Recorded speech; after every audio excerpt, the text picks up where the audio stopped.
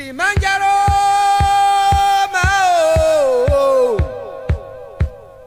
Kilimanjaro, Malan, Kilimanjaro, Mama, Kilimanjaro, yeah, yeah, yeah, yeah, yeah, Kilimanjaro, Kilimanjaro, yeah, yeah, yeah, yeah, Kilimanjaro, Kilimanjaro.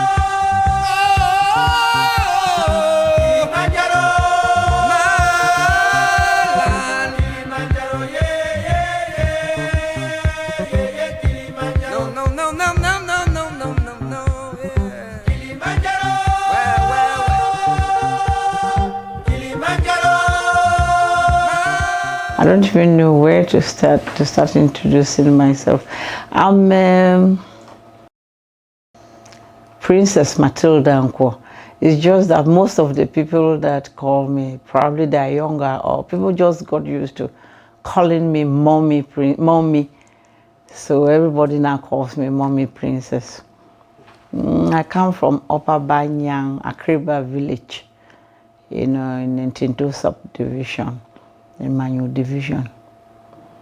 And I'm ex-deputy mayor of Ntinto, ex of everything, and I'm a big farmer too, but now I reside here in Douala.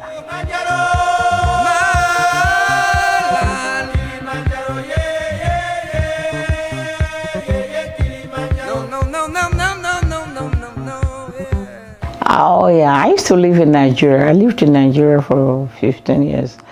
Lived in the United States in Los Angeles for 18 years.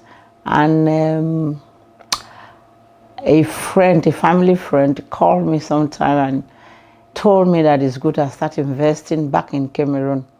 And one of those projects was to join a group of people to invest in Nobra Brewery. So I became a partner, and I owned almost 40% as a shareholder of the Nobra Brewery in 1981, 1982.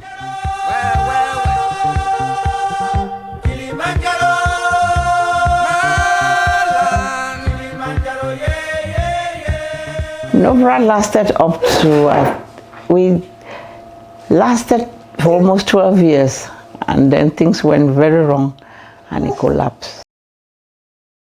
Oh, we can't go into details now because it's political.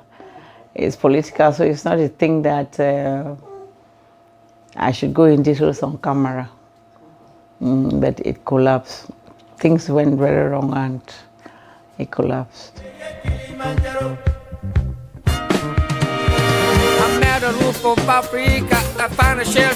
I used to work in Shemedefe then. I worked in Cameroon Airlines, and then I was in Shemedefe doing there's an aide comptable in Shemedefe. Now they call it Cameroon.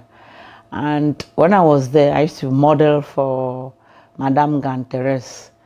So she came to me and asked me to compete in Miss Cameroon, which she was organizing in 1977. So I accepted, and that's how I got into it. And luckily for me, I won as Miss Cameroon 1977.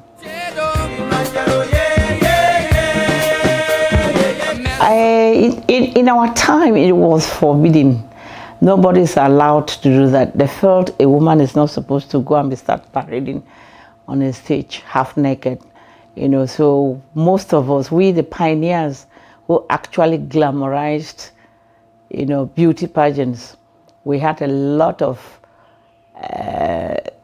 whip-lap from people from the public, but luckily for people like us, we glamorize beauty pageants. And now you see because of, you see how I live, see the way I am. At first they thought when you're a beauty queen, you are promiscuous, or you're a dropout, or no good women, but because of how God turned out things for some of us who competed as in some of these pageants, they find out that you don't have to be a dropout to compete in beauty pageants. You can be brain and beauty. In fact, sometimes somebody addressed me and they wrote in the papers that I'm brain and beauty, which I felt really elevated and happy about. So that's how I got into it. Madame Gan came to me and told me, come and compete for Miss Cameroon. And I did in 1977. Black Pride, I wanna climb right to the top.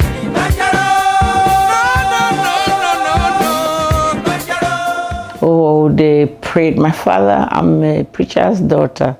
So when I did Miss Cameroon, then there were no cameras, there were no journalists like you, there were no TVs, so when you do it, people don't really know about it. It was just radio. So, but when somebody said, I heard your daughter competed for Miss Cameroon, people didn't even understand. They didn't have journalists like the caliber of the people they have now, like you people. So when we just do things like that, it was not really known that much, but it never hides, things like that doesn't hide. So each time you're passing, they say, oh, we heard that she competed in Miss Cameroon.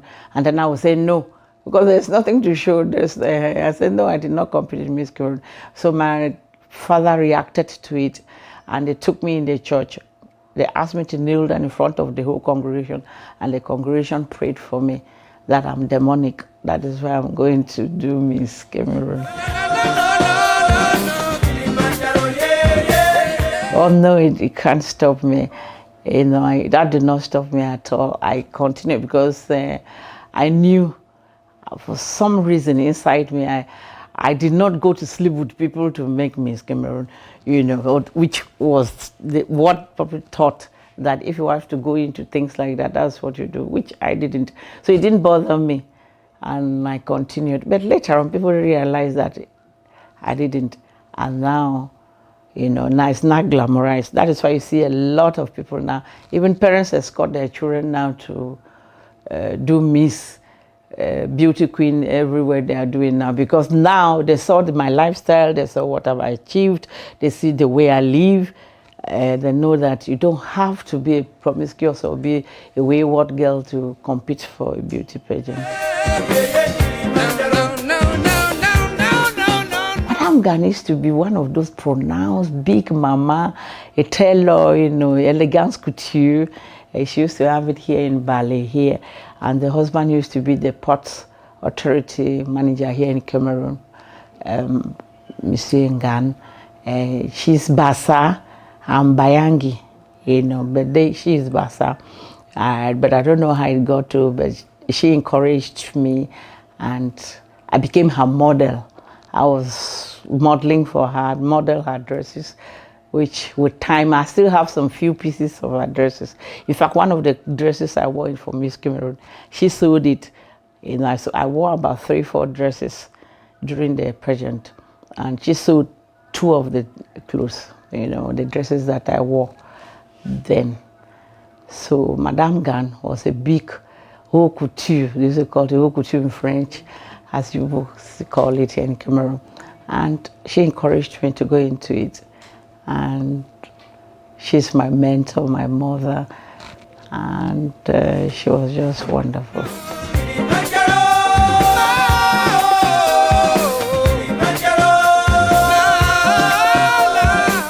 Modeling was a little bit different. The criteria for modeling were a little bit different from choosing a beauty pageant. In Cameroon here, because in Cameroon it wasn't that popular. So to be a model, they just feel that, if you can catwalk on stage, you're not shy, it's all right, and people like me, according to her, she said, I have attitude. So that is why she recommended me that since you can model and you're not shy, so why don't you go into beauty pageant? But modeling did not have any criteria that much as going into a pageant, becoming a beauty queen. So modeling, I think they just choose you if you're bold enough and you can walk properly and parade, the stage well.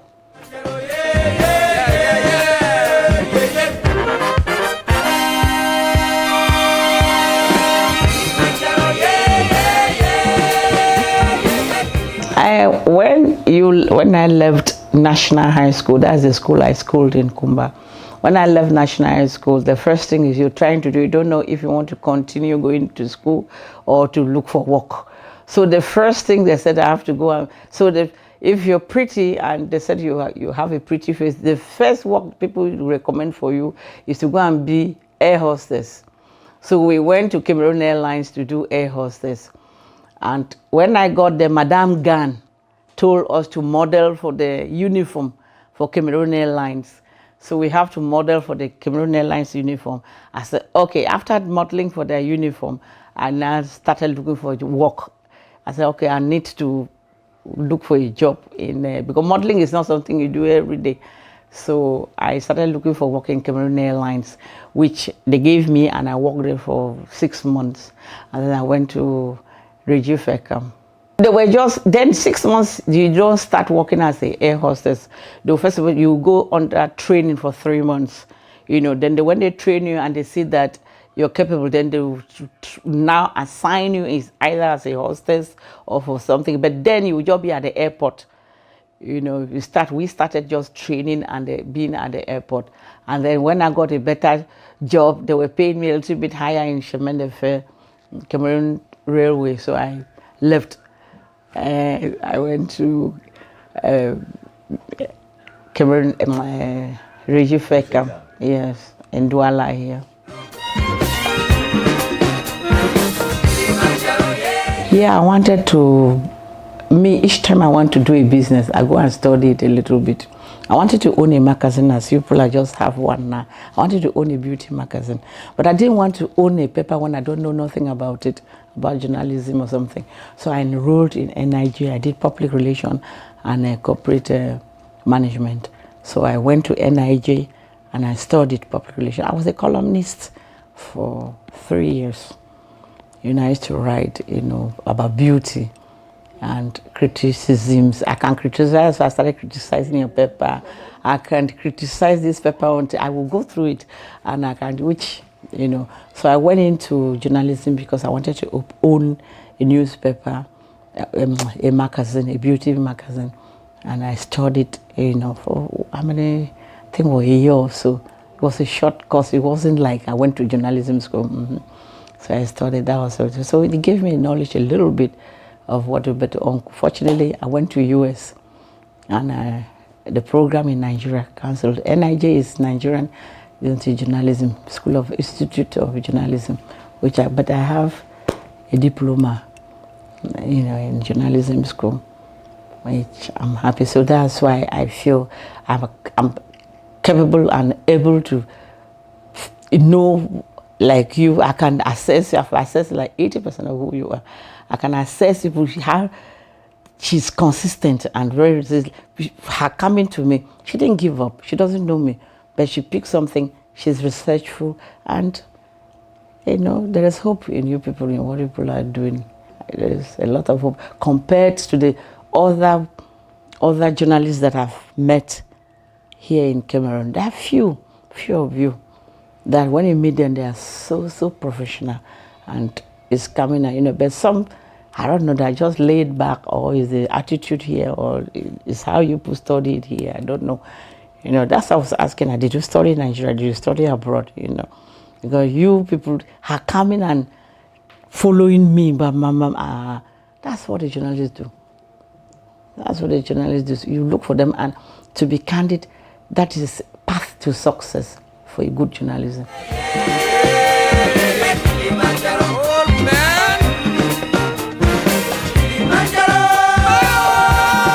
I went to a commercial school, a technical school.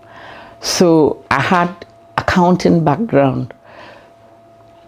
So there in Chemin de Fer, they called, you said, aide comptable. And I think I still have my professional ID up to today. They wrote the aide comptable.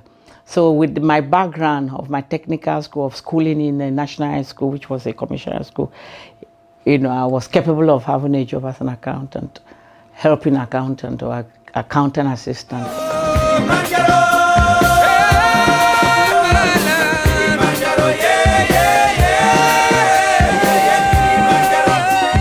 Yeah. In 1978, when I was Miss, 1978. when in 1977, when I was Miss Cameroon, I had the opportunity to travel, to go a lot of places. I was opportune to meet as many people as possible. I was exposed.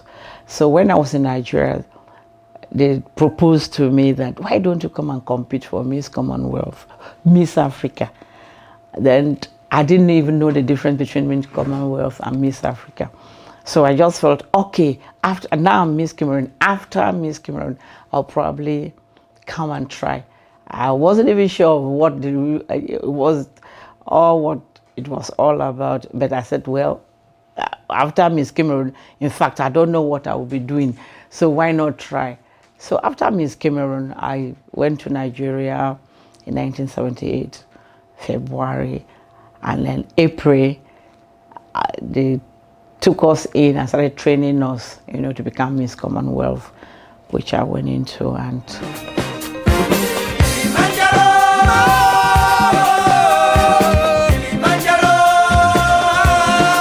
you feel scared. You feel scared. There are so many pretty women, and coming from a country, Cameroon is bilingual, so they expected me to speak French, which I don't know up to date.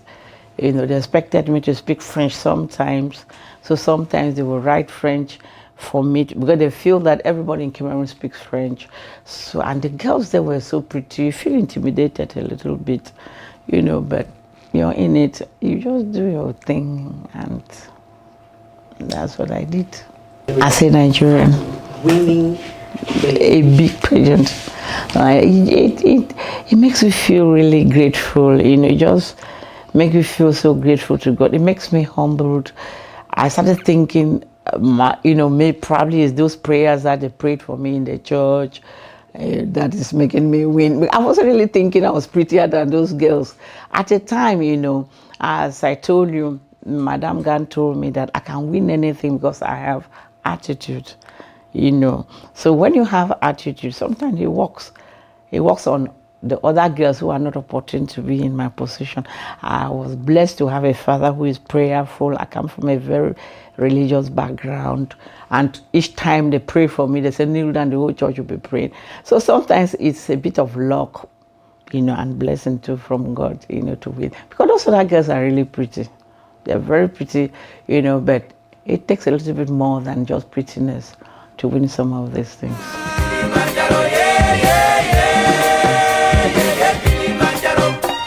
That is why it's not very good to talk. That is why it's not very good to talk about it now, because there in Nigeria, I competed as if I'm a Nigerian, which is not good.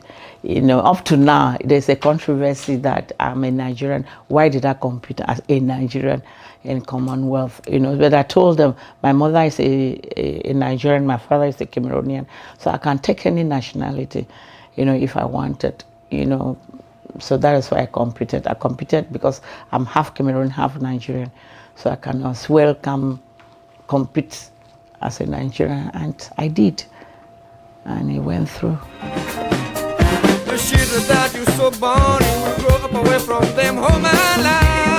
You don't manage both. It's just international marriage. My father married a Nigerian woman. In fact, in Bakassi, they don't even know who is Cameroonian and who is a Nigerian. It's just politically, they know that these people are Nigerians, these ones are Cameroonians.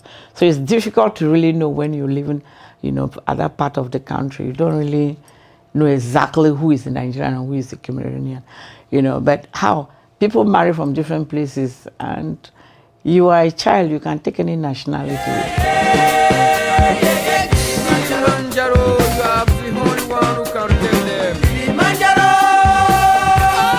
She encouraged me. She even wanted me to do Miss Universe if it was possible.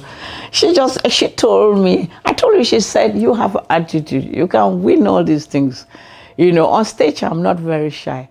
It is scary, but I don't show it. If you have attitude and you parade on the stage, it wasn't as common as it is now.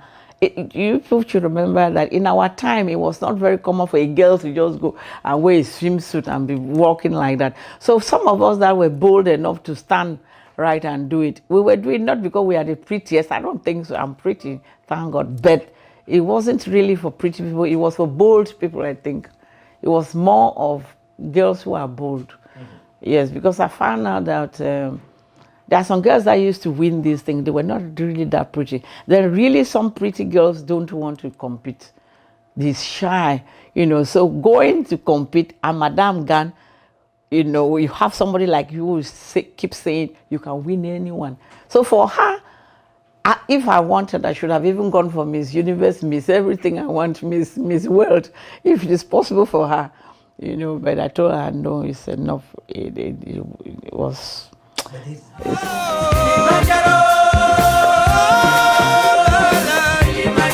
The difference is not that much. It's just that to become a Miss in beauty pageants, you have a little bit of criteria, as I said.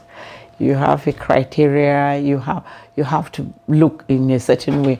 Just modeling does not have too many things. And in pageants, when you become a pageant, they ask you to talk. They ask you questions as you're asking me now. But when you're a model, you do not ask you no question. You just need to flaunt yourself and then show all the parts that you're pretty and walk well. And you become a great model. You don't need to say anything, when you're a model. But in pageants, you have to be able to speak, be able to express yourself clearly and beautifully and intelligently. A little bit of intelligence, with all. As you're doing. This one is not really, this is just an interview, and my daughter and you and my son is different. I'm not scared of you people, the camera is frightening, but then I'm not scared of you people. But when you come in a crowd, the 1,001 people, the girls you're competing with are so pretty. It's intimidating than just the camera here, me and you. You see, and now I'm much, much older than you people. I can beat you people if I want, because I'm a mother now. So it's easier. It's easier now.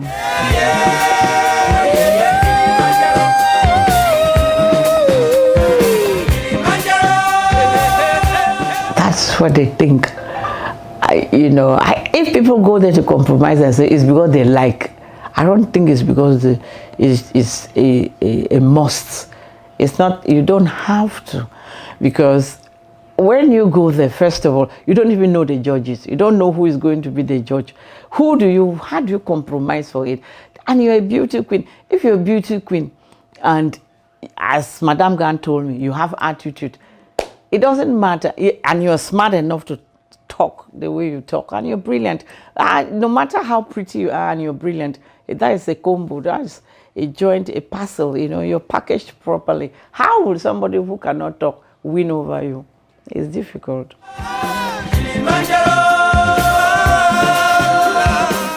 You're exposed. Yes, I'm not saying, yeah, I agree with you. You're exposed to a lot of people. You are blessed. You're exposed to almost every caliber of person in the society. When you're a beauty queen, you're exposed, and then if you're clever enough, you use it to your advantage. You're exposed. That is a lucky thing to do. Especially nowadays, it's even blessed, to be a beauty queen than even our time. But then that time, I travel all over the world free. I don't have no money to pay a ticket, but I went first class.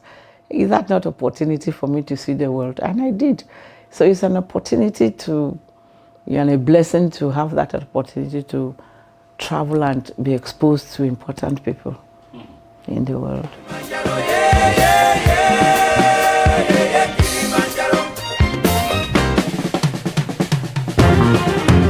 Right, I did, and I feel lucky that I did, that I have opportunity, that God bless me to have those opportunities to visit. I've traveled, I really did.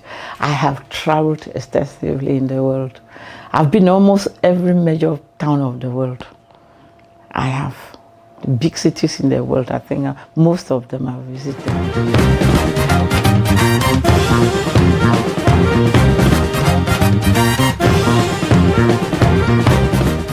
You have to embrace, after all the blessing, you want to be in a position where you can help to. Me, I'm a very curious person. When I'm traveling, I want to learn as much as possible. I want to see what is happening to those other people. I want to see what other beauty pageants have done for their own society and their communities. And may I want, if I'm exposed and blessed, why don't I bring it back and bless my community too, where I come from? And that is why when I came back to Cameroon, I tried to encourage as many girls as possible. I tried to own an orphanage. I tried to help the vulnerable children. I tried to help the orphans as much as possible so I can be a blessing to them and the less privileged. Yes, investment is different when you're trying to help you. There's some secret. I don't know what I said. We are not in business school now, but there's something I discovered. When you try to help, when you really go out, you start helping, money follows. You actually just doing something that this thing, I want to do this thing because I want to help. For some reason, money comes with it. You know, if a little bit wise and money comes with it when you're helping. Money follows you. I started right from the village. You know, when I did not even know anything, I just started selling products. I started on selling, I would mix cream and sell to people. I just like selling, you know, I think it's innate, I'm born with it. So sometimes I just started in the village. I just buy cream, I'll mix this cream, and other people will order for it and I'll mix it and sell. I started like that. Then I started going, I went to Okreka, I sell stockfish, I sell tobacco, I sell soap. I started just selling things. And that's until I ended, I started selling houses. I buy houses, fix them, and then sell. In America, we call it upper fixers. So we buy like broken down houses. I buy them and then I fix them up, then rent some, then sell some. So that is how I went into it. You start just, I didn't go to any school to learn any selling or anything, but I come from a commercial background. I went to a commercial school, as I stated earlier. I went to a technical school where I was blessed to know some of these things. So when I did commerce in school because I went to a commercial school. So I have an idea in my bookkeeping, my accounting, my things, and maybe that it helped me, and I went into these things and they worked. It worked.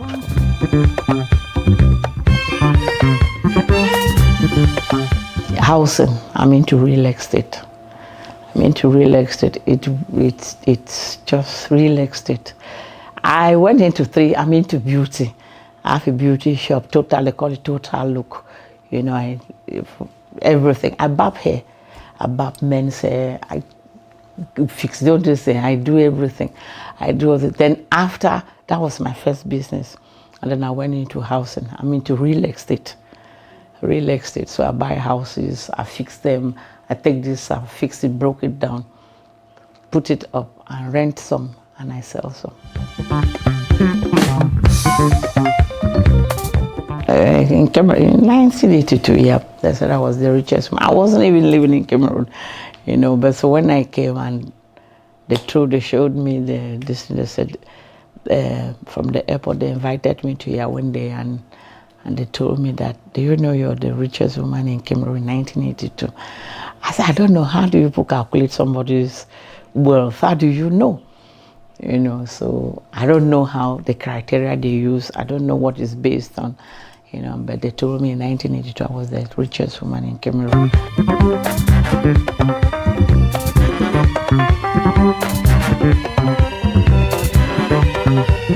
I stayed in Nigeria for 15 years, then stayed in Los Angeles in USA for 18 years, so 33 years.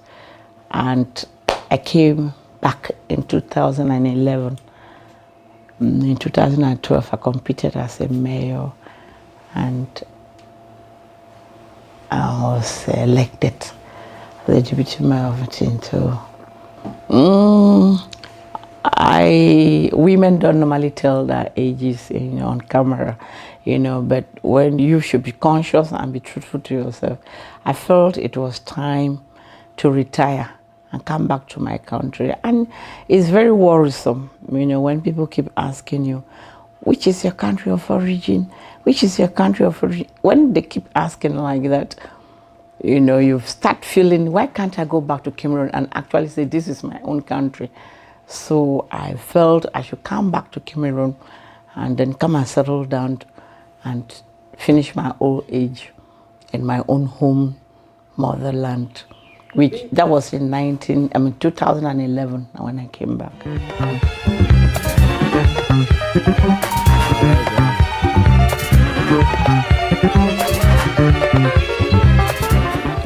They are still finding it difficult to even accept me up to now, because after that long separation, sometimes it's hard to fit in back, with your people, but home is home. Home is home, so even if they don't fit you, it's still different from staying in other people's country. But this is my home, so it feels different whether I'm fitted or not. They were happy. The people, that's one thing about my being a mayor, because they felt they begged me, they voted for me without even in my absentia, because they told me, they said, I used to help a lot. So they said, if I was helping them when I'm not even a politician, if they vote for me, I will help them more. That is what made them to really like me into it, because I said, okay, so they accepted me completely, although most of them still find it hard to come closer, but they accepted me. My people really, really love me. So it was easier to go into politics with a lot of support.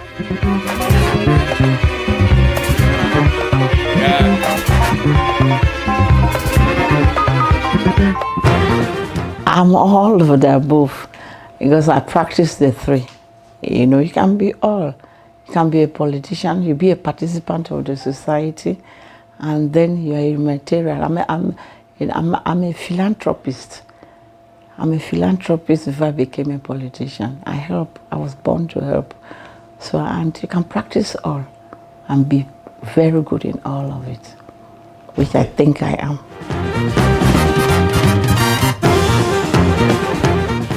You divide it. You divide it. You divide the time. You divide the time. You divide the time, and a little bit tedious sometimes. You don't have enough time to give. But when you're doing this one, you give your best. You're doing this one, you give your best. So no sector will really suffer. Just be the best of whatever you can do.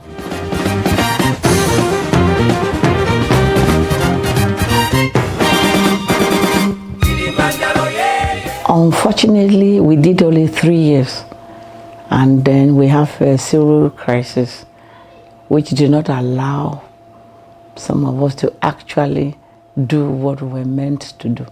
So most of the projects we had is not finished because of the civil crisis. But we started off very, very extremely well, but because of what happened and the crisis came, the Amber, the separatists, we couldn't finish comfortably. As I said, they really want you impact them positively, but it would have been better. It was good, but it would have been better if there was enough time, for us to finish our tenure successfully.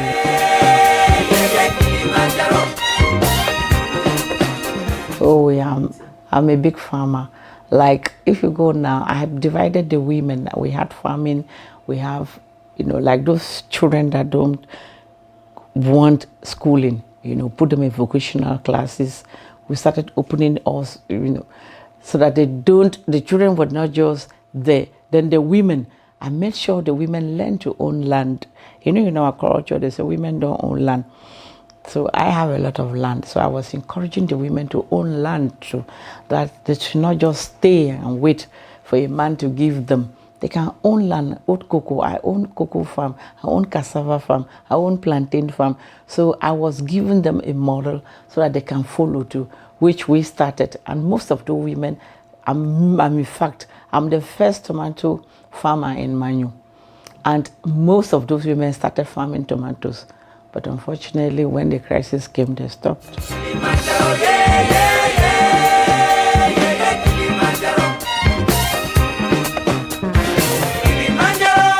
Exactly, that's what they were saying.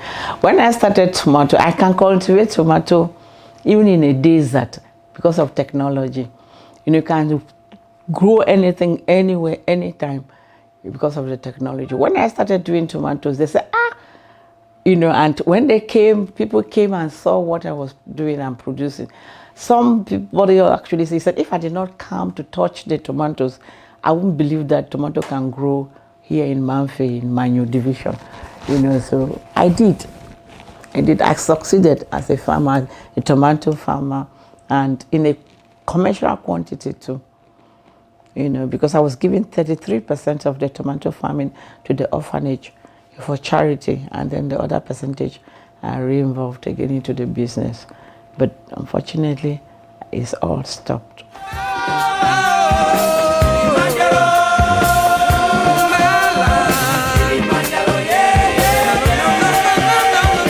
Yeah, you don't help orphans because you don't have children. You help because it's part of you. As I said, I feel blessed that I'm almost blessed in every area in my life. It's a testimony now I'm given. And when you're blessed, you feel like you should extend your hand and help those that are less privileged like you. And the only way I can extend my own hand was to give it out to the children and the women and the vulnerable, because you don't go to help because you don't have. You help because that is what you want to do. I want to touch another person's life because God touched mine. So I want to touch another person too, so the person can grow. That's why they call me a builder. My name is Akansai. In my native name is Akansai. That's a builder. I stop a hunger if you're hungry. So I think for some reason the name works.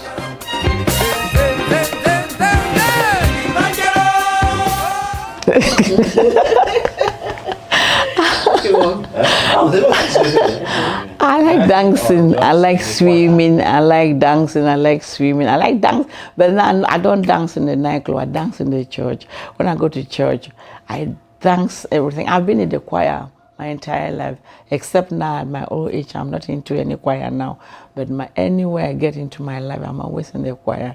So I sing, I like dancing, singing, especially now in the church, my age, I do.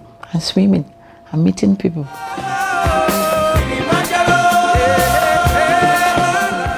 Just as I'm saying, I'll give the credit to journalists like you. It's not when you're doing something good, it will come out. If you're doing something bad, it will come out. I'm not doing it for publicity. I'm not doing it so that somebody will praise me or give me title. But when you're doing good, it will come out. I don't know Ruth, I didn't know you, but now you're my children because you seek for me, you look for me because you felt and you heard something about me. They say good people move together, bad people move together. So you're my feather. If you people don't have goodness in you, you won't be here to interview me. So when you have goodness, you admire goodness. Because people have goodness in you and you saw that this woman has done so much and you are here. I don't have to call somebody to come and interview me or call somebody to come and pay me. I'm not doing it for payment. When goodness looks for himself, and that's why I don't have to publicity to publicize myself when I'm doing good for you or for anybody.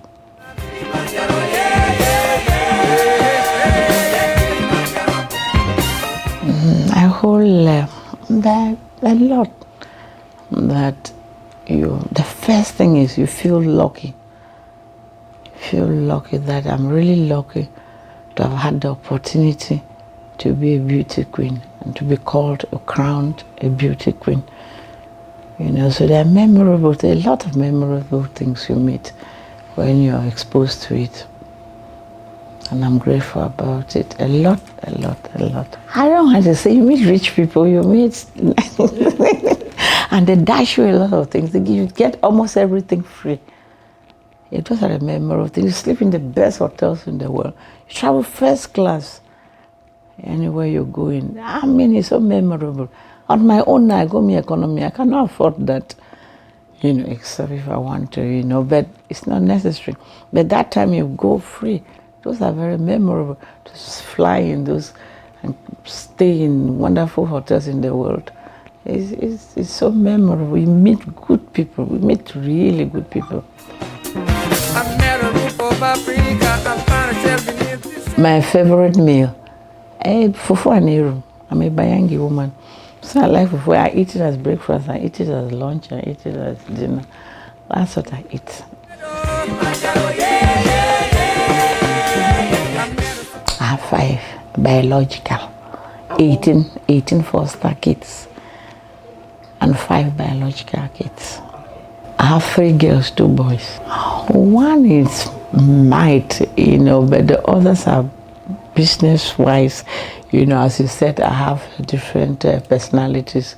Some like business, some like education, and one seems to like, beauty and fashion. Black rider, wanna climb right to the top.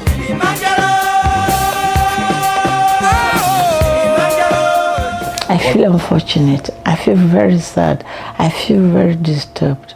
I feel very, very sad. That is the saddest part, that I feel sad. I feel disturbed. And I pray that God should bring an end to this crisis, that there should be a way, there should be something that should happen so that people like us can finish what we came to do on earth. I feel sad.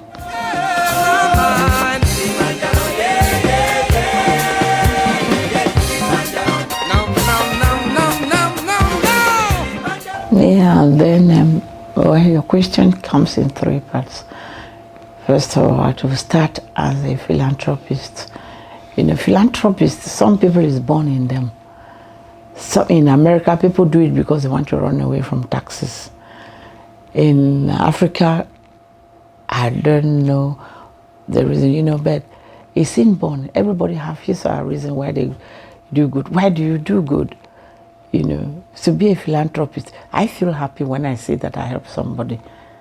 In Nigeria, I helped a boy, and he's much more richer now than me. He was my driver, and I bought him 2 cars. Now he's much, much richer than me. You feel good. You feel so good. He doesn't give me the money, but each time he comes, and he bring big car, I just help my driver with 2 cars. Go to Nigeria, he's one of the richest. Just 2 cars. Started taxi that I gave my driver after working for me for 7 years. So sometimes you feel good just helping. When you help people and you see them succeeding, for me, I don't want to talk about others. I don't know what makes them help. You just feel, I feel happy seeing them grow. You help 5 children and they all come with their children weekend to visit you. Oh, I feel fantastic. I just feel good about it. That's what motivates me to do good, is I feel good about it, doing good. And then that is for philanthropy. Philanthropy but for businesses, like we in Cameroon here, especially the women, and where I come from, the Manyo women, we don't really know how to buy and sell. Like other tribes. I don't know in Cameroon if women really know how to buy and sell. Mostly 80%, I don't know the statistics, but I think 80% of the women in Cameroon only work and wait for month-end salary. They don't really know, like you get up, you got annoyed and go and start. It's inside you. It's inside you. If it wasn't inside you, would have gone to another job. Then look for another job. But when you have it inside you, you take a risk. It's a risk you were taking. But for one reason or the other, I don't know who you are, but I now know that you're my daughter. You're going to make it. You're going to, because when you take the risk and it's inside you, business comes from within. Business comes from within. When you get to and you said, I must go and sell this thing. You don't even know whether if you sell this thing, you will sell or sell, but you get to and do it. So business is somebody that is bold, who can take risk. So I advise those that are going into business to just take it. Go and do it. Just don't sit and fear. Like you told me if you were afraid, you go and look for another job. They write another application. How many applications would you be writing? You said, no, I can be a boss. And you got up. And that's the spirit. And that's what I will advise others to follow. When you're doing something and it's not working, get up and try another thing. Don't just stay there. and Remende. So that's that one in the business way. And what was the other one, my daughter? Those that wants to go into beauty queen, they should have an attitude. That's what they said. They told me that I'm succeeding because when I go into beauty queens, I go into pageants and competition, I behave as if I'm the prettiest, but at the same time I'm very humble. You know, I don't go there and put other people down. But the way I behave, they will think, oh, I'm so pretty more than that. I call it attitude. So when they go there, they should not fear. The same as you are fearing those other ones that are pretty, they too are looking at you and thinking that you are prettier than them. So when you get into a competition, you do your prayers, meditate, and be humbled. It will work.